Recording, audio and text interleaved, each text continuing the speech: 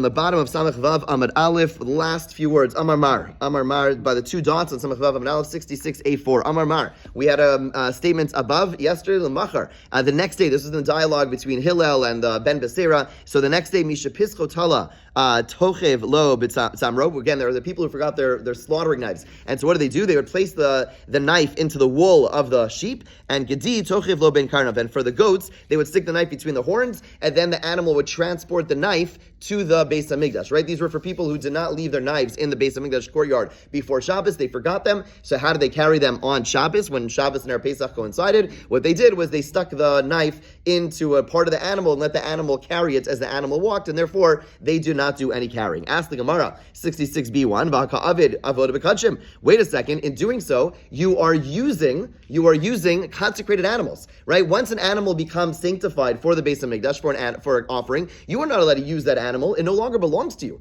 Once you consecrate, if I say this animal over here is going to be Kodesh, then that animal is no longer mine. Granted, it's mine to the extent that I could bring it as an offering, but the point is not mine that I could go ahead and say, okay, now let's get this ox plowing. Can't do that. It's not mine. So how could they allow this animal, even though it's a very minimal thing, to carry my knife is using kachim? It's usher. It's usher. You cannot go ahead and do so. So the Gemara answers, Ki Hillel. This was done like Hillel. Titania was taught in a brisa about the following. Amar Lav al Hillel. They said about Hillel, Miyamav lo mal adam ba'olaso. In his days and through his influence, no one ever did me'ilah. What me'ilah again? Me'ilah is misusing and using a kachim which is not yours, right? Well, not using kachim. If I have a sanctified animal and I use it for my own purpose, that is called me'ilah. They said in the time of Hillel, no one ever violated this. Why not? Because because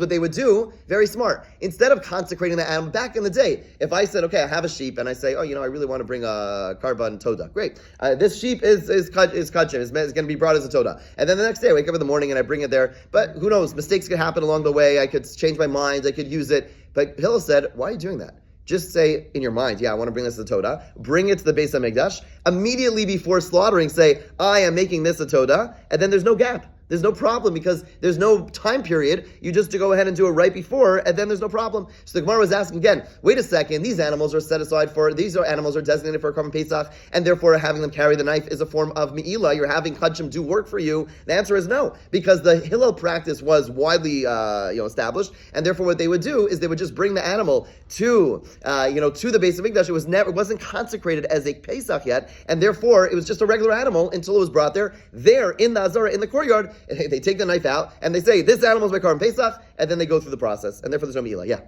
What is the actual process of making something hectic? Because we were talking already a couple weeks ago about if you have the intention makes a difference. So intention makes a difference while you're slaughtering, but to actually make something from chol, from mundane, to consecrate, you have to actually verbalize. It's a form of a net. It's a form. Exactly. As long as you don't say anything, it'll be okay. Exactly. Okay. It says the Gemara. Wait a second. Pesach b'Shabbos hechi matzi makdishle. Fine. Very good. So you've you've avoided the issue of me'ilah. But how are you able to consecrate a Pesach offering on Shabbos? That shouldn't be allowed. That's not what's taught in the Mishnah.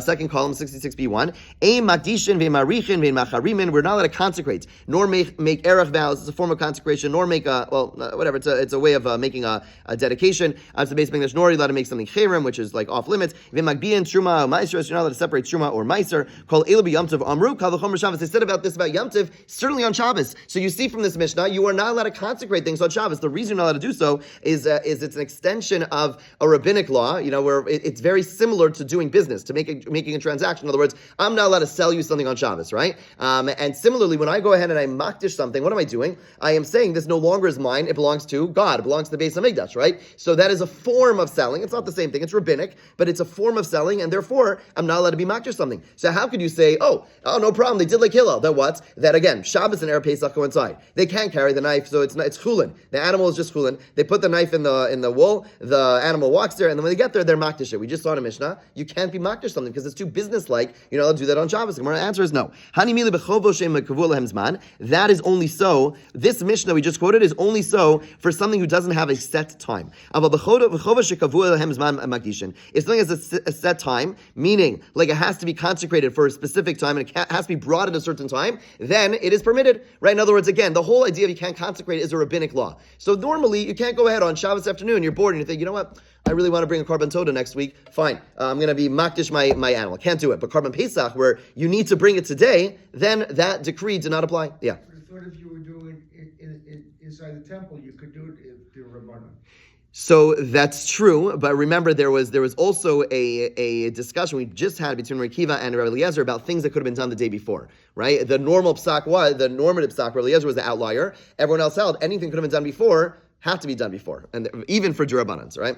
Okay, so Adam Rabbi Yochanan says, "Makdish Adam es Pischa b'Shabbos b'Chagigas b'Yom Tov." Rabbi Yochanan said, when it comes to the Pesach offering, when it comes to the Chagiga offering, which is also brought specifically for the first day of Pesach, those, since they have a fixed time, a person is allowed to go ahead and be Makdish them. Okay, one more question about this whole process. Lo mechamer. There is an Isser, a prohibition called mechamer, which is when you go ahead and you do malacha with your animal. So, for example, exactly this case. Let's say you have a dog and there's no Erev, and you're like, oh, I'm so clever. What I'm going to do is I'm going to put my, I want to carry my key as I walk from place A to place B. So I'll put my key on the animal, let the animal carry the key. Good.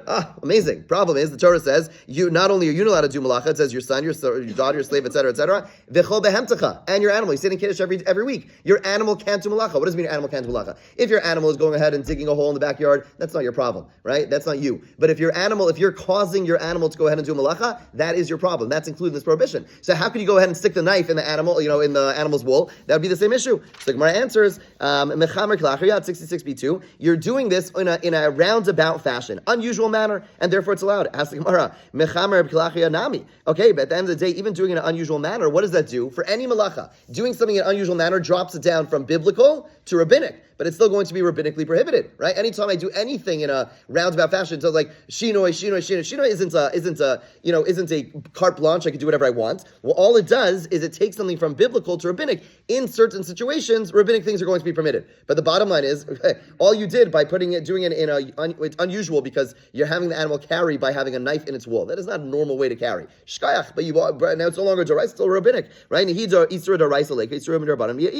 not biblical, but there still is a rabbinic prohibition. My answers, that was exactly the dialogue between the Bnei Beseira and Hillel. This is what they were saying. They were saying like this, Davar sheyesh lo heter b'nei Torah, something which is permitted biblically, udvar shvus amin lefanav la'akro klachiyad, but rabbinically it's prohibited, meaning like this situation where you're doing something in a roundabout fashion. Bimkom mitzvah mai, are you allowed to do something? That's exactly the question. Over here, it's no longer doraisa, but it is rabbinic, and there's a rabbinic prohibition, and it's coming in the face of a possibility of doing a mitzvah. What's the halacha then? Was the rabbinic injunction established for a case where it prevents you from doing a mitzvah? And that's exactly what they were unsure about. Can I go ahead and place this knife in the animal's wool, which would be on the one hand Isser D'Rabbanan, and at the same time enable me to do a mitzvah? Did the Rabbanan waive their rabbinic prohibition in this particular case? That's the question. Okay, so Amar Lahen, and that's what Hillel said to them. Halachazu shamati v'shachachti. I heard this law once, but I forgot about it.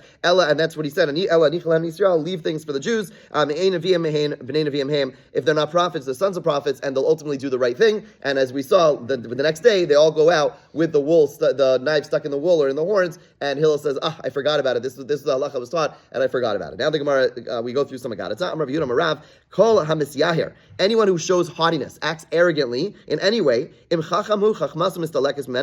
he is a chacham, if he's a wise person, his wisdom deserts him. If he's a prophet, his prophecy deserts him. Haughtiness is a recipe for forgetfulness. And how do we know that? We see this from the case of Hillel, right? Because what had happened to Amar Mar, we saw in the Bryce above, Hillel began to harass them. He showed, right? He basically said to them, like, right? He said, right? So he said to them, right? How do you not know this? How are you respecting Hillel, who's from Bavel? What's wrong with you guys? How do you forget this? Because you didn't serve Hillel and Shammai. He was acting a little arrogantly in that moment, and therefore, what happened in that brisa was the next line we see. They ask him a question. He's like, "Oh, I forgot." Right? So that's not a coincidence. Meaning he acted arrogantly. He did not act with the proper humility, and therefore, as a consequence, it led to forgetfulness. Okay? And for an example of a person who is a prophet and the prophecy deserts them because of haughtiness, is from Devorah. Devorah was one of the prophetesses mentioned in Sefer Shoftim, Dechsiv, and she says, Chadlu Purazon b'Yisrael Chadelu At Shekamti Devorah Shekamti Im b'Yisrael. They ceased to dwell in the open cities days, those of Israel deceased, until Devorah rose, until a mother rose in Israel. So basically she's describing in her prophecy, in Shiras Devorah, she says, the Jewish people are falling apart. Everyone was afraid to live in the open cities. All the enemies were attacking them. We were all petrified until I arose.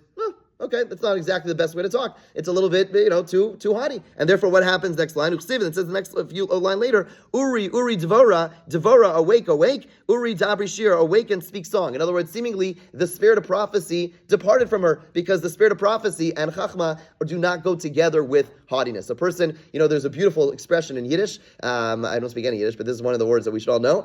For an idea. How do you say an idea in Yiddish? Anyone know?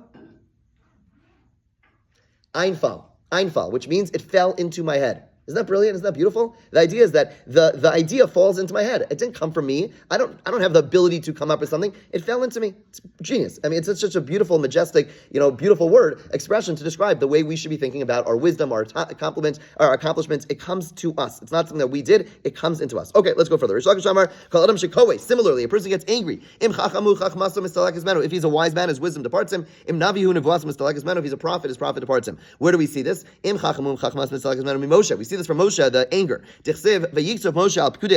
So the Jewish people fight against Midian. They come back. They did something he was not happy about. And that doesn't just say he reprimands them, but the Torah says he gets angry at them. In the next line, there is a question about what to do with the utensils. How do you deal with utensils of non-Jews? And they turn to Moshe, who's supposed to be teaching them. He doesn't know. So therefore the Torah says, V'yomer 66b3, V'yomer Lezer kohen al anshe hatzava habam lemachama zos chukas Torah shetzivah Hashem es Moshe. So Lezer has to come along and teach them because Moshe forgot. Since Moshe was so angry, it caused him, Moshe Rabbeinu caused him to forget. Okay, Mikol to Moshe Alam Manu is clearly the fact that Elazar is teaching these halachos teaches me that the Torah law was hidden from him. Okay, we see this from a prophet who gets angry and his prophecy departs. Another example, Elisha was speaking to Yehoram, king of Israel. Okay, so basically you had an alliance between the king of Israel and the king of Yehuda, which was very rare, and they turned to Elisha to speak to him, and Elisha the prophet, the student of Eliyahu, turns to Yehoram, who is a sinner. By the way, he was a terrible, terrible person, and he gets angry at him. He's mad at him. He said, I'm only looking at you because you're with the king of Judea, the Yehuda king, otherwise I wouldn't even look at you. He doesn't give musar, he gets mad at him. Okay, it does, right? The next line it says, in the passages that follow, Elisha wants to experience prophecy, but he's unable to, and he has to bring in a musician to play music for him, to bring him into a good spirit, so that he can have the spirit of prophecy. Clearly, getting angry caused him to forget. Amar Ramani Bar Patish, Rani Patish says, even if someone comes angry, I feel a post going to love Gedulim and Hashmaim, or so, even if they're in the middle of giving him greatness from heaven, they're instead going to bring him down. Minalan, where do you see this from? Eliav. Eliav was the brother of David HaMelech. Shnemar, when David HaMelech first is on the scene, he appears at the battle against Goliath, and his older brother turns to him and says the following to him. V'yomer lemazeh yirata v'almina tasha me'atat zona heina b'midbar ni adati is doncha v'Yisrael v'vecha ki l'manu osam l'chama yirata. He gets mad at David HaMelech, says, what are you doing here? Who do you leave with the sheep? You're supposed to be the shepherd, you're not the warrior. Who do you leave with the sheep with? And I know the only reason you're here is because you're just curious and you're just, busybody. You just want to see what's going on in the war, and it's coming from a bad place. But he gets mad at him. And when Shmuel goes to anoint David HaMelech, what happens? By all the sons, remember the famous story. Shmuel comes to Yishai and says, and give me your sons. We're going to figure out which son is the one who's supposed to get anointed. He goes from son, to son, and each time God tells Shmuel, not this one, not this one, not this one. Okay? But then it says, each one, it says, Hashem says, this one Hashem did not choose. Okay? But when it comes to Eliav, the one who got mad at David, it says, Vayomer Hashem el Shmuel, al tabet el mareu, vel gova gvoa kamaso ki ma'astiu. Do not look at his appearance or the height of his stature, for I have become disgusted with him. Whoa, much more severe than saying God did not choose him. Right? That means the fact that it says that he got disgusted with him means that at first he wasn't disgusted. First he appreciated him, but Hashem basically pushed him away. So you see, because he got angry, Hashem pushes him down from his gedula, right? So not only does it have this temporal impact that a person forgets things when we get angry, but more than that, it could actually impact our stature to be in a position, and just like practically speaking, to be in a position of authority. A leadership person has to have a certain equanimity to be able to lead, and Eliyav basically is rejected from Hashem because of the fact that he demonstrated some anger towards, of all people, his little brother, right? If there's any place that a person,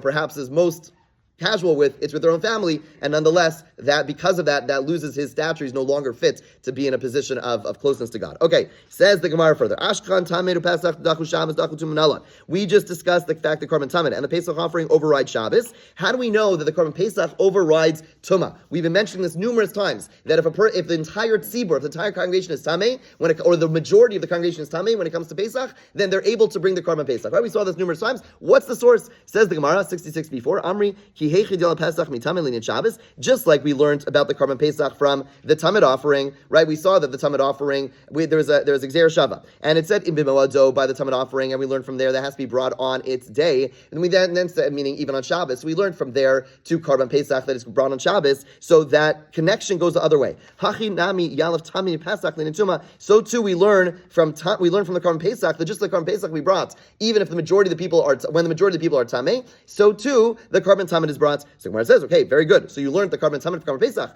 Pesach Gufim and Elan. Where do we know the Pesach offering is able to override the Tumah restriction? So we'll see a couple of different possibilities. Amar Yochanan Damar Kra. The pasuk says, Ish kiyeh tameh lanefesh. The pasuk says, if any individual is tameh, you can't bring the Korban Pesach. But look at the terminology. It doesn't say when people are tameh. It says ish. A person is tameh, then they don't bring the Korban Pesach. So ish nidcha Pesach sheni. So we learn from that verse that if one individual or individuals are tameh, then they get pushed off to the makeup Pesach Pesach sheni. Then tzibur nidcha Pesach sheni ala avdi betuma. But if it's not ish, if it's not individuals, but it's the majority of the congregation.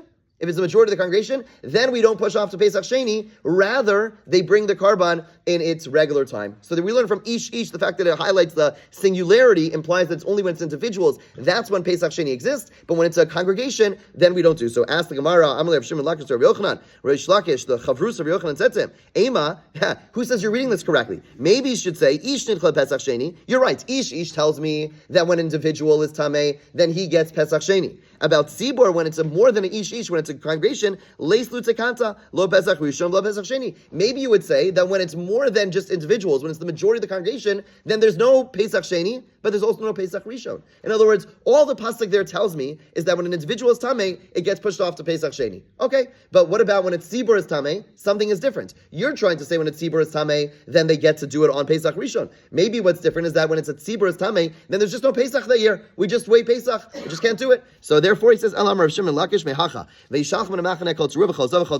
Pasuk says, regarding those who were contaminated, that they send out from the camp, from the holy camps in the Midbar, those who are Mitzorah, Azav, and anyone contaminated by a corpse. So says Reish Lakish, Yomar Tmei Mesim, let the pasuk just say those who are contaminated the corpse, which is a much lower tumah than a zav and a mitzorah. Zav and mitzorah are much higher heightened tumas. So all I had to say was kick out the people who have a corpse tumah, and you would know. And I'd say, if the people of corpse tuma are kicked out of the camp, zav and mitzorah l'kol certainly a zav and mitzorah. So Ella, what does this teach me? 67a1. There's a time when only the fact that it mentions them all teach me that there's going to be a time that the zav and mitzorah are kicked out. They're sent out from where? From the temple courtyard, from the base of Mikdash. And people who are contaminated with the corpse are not sent out. What is that one scenario where there's going to be an allowance for people who are Tmei Mace to be in the base of Mikdash area and the Zaman and Mitzurim are not? Is that Pesach Babatzuma? This is specifically talking about a case where the majority of the congregation is Tameh and the Pesach is brought in that case. That's the tempted limud of Reish Lakish. However, Abai is going to reject that. We'll say that for tomorrow. Have a great day.